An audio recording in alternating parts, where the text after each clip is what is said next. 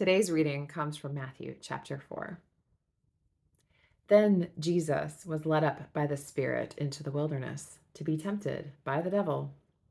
He fasted 40 days and 40 nights, and afterwards he was famished.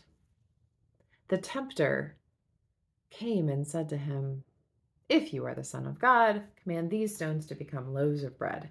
But Jesus answered, "It is written, one does not live by bread alone, but by every word that comes from the mouth of God." Then the devil took him to the holy city and placed him on the pinnacle of the temple, saying to him, "If you are the Son of God, throw yourself down, for it is written, he will command his angels concerning you, and on their hands they will bear you up, so that you will not dash your foot against a stone." Jesus said to him, "Again, it is written, do not put the Lord your God to the test." Again, the devil took him to a very high mountain and showed him all the kingdoms of the world and their splendor. And he said to him, "All these I will give you if you will fall down and worship me." Jesus said to him, "Away with you, Satan, for it is written, worship the Lord your God and serve only God." Then the devil left him, and suddenly angels came and waited on him.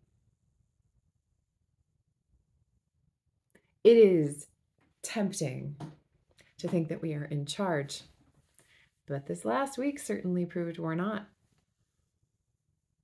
Our neighbors to the west and the east got lots of snow, but here in Michigan, we got ice that took out transformers and power lines, uprooting trees and shearing off branches. And we found out just how dependent we are on those little switches we can flick on and off. Our own house managed to keep power, but all of our neighbors across the street, along with neighbors just a few houses down and for blocks to the west of us, were out for days. Neighbors came over to our house to have a cup of tea, get warm, and charge their devices. Our internet was out along with everyone else, and staying in any kind of contact was hard, especially at first, because the system quickly got overloaded. Schools were out most of the week, and we hear they may still not be open on Monday. It just takes one big storm to upend our illusion of control. We do try to operate as if we are on our own little islands. Running to the neighbor for the proverbial cup of sugar is almost an anachronism, even though I've got a neighbor who borrows and lends cooking supplies all the time. Independence is celebrated as a strength, even though creating our own little siloed worlds means that no one can share the burden when things come crashing down. When we found out that churches all over the city had lost power and that the city was looking for a site to host a warming shelter, Lord of Light stepped up, with volunteers immediately responding to stay the night or hang out during the day. And multiple people showed up with fruit, snacks, chili, salad, cookies, and breakfast food. We had a fireplace, Wi-Fi, heat, power, and a cozy place to hang out. For the folks who found us, this was community showing up to be community at a time when we all needed to pull together. For all of us who were able to open our doors during this time of need, it was an opportunity to remember how vulnerable we are, how connected we are in this web of humanity, and how powerful it is to share these experiences together. Right after his baptism, right after hearing that he was God's beloved child and that God was pleased with him, Jesus was led by the Spirit into the wilderness.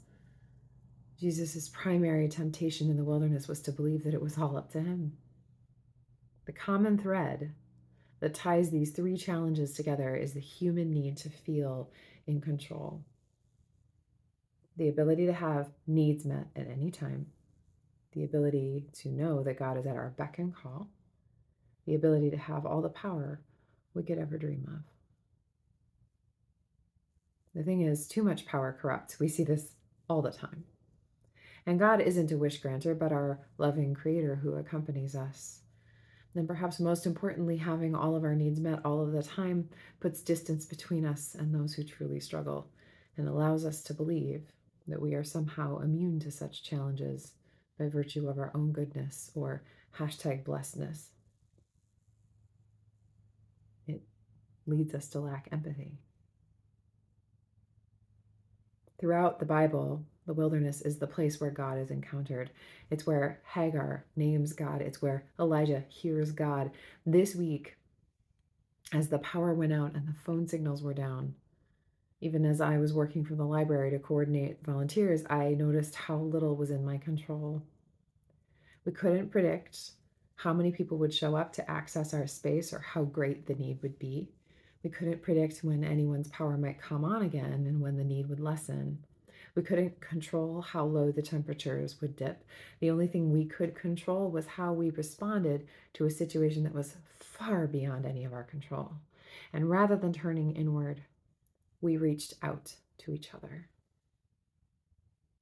If Jesus had taken Satan up on any of those temptations, he would have denied himself the community that sustained him.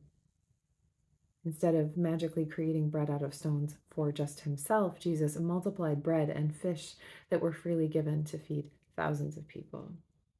Instead of throwing himself off a pinnacle to make God prove God's love and care, Jesus healed the sick, showing how God continues to care for us even as we suffer. Instead of embodying worldly visions of domination, Jesus challenged empire and embodied God's vision of the kingdom on earth. In each of these ways, we see the juxtaposition of the individual against the community, and that God's vision always draws us away from individual concerns and toward communal salvation. Ultimately, the wilderness is where we find God because it's where we remember that we can't make it on our own. And as hard as it is to experience it, the wilderness is the place where we learn again and again that love is what ultimately binds our community together. We can't do any of this life alone, not really, and that's okay. Storms come literally and figuratively, and these are the times when we are given permission to take a breath, look around, and remember how much we love and care for each other, and how much we are loved and cared for as part of God's beloved community. Amen.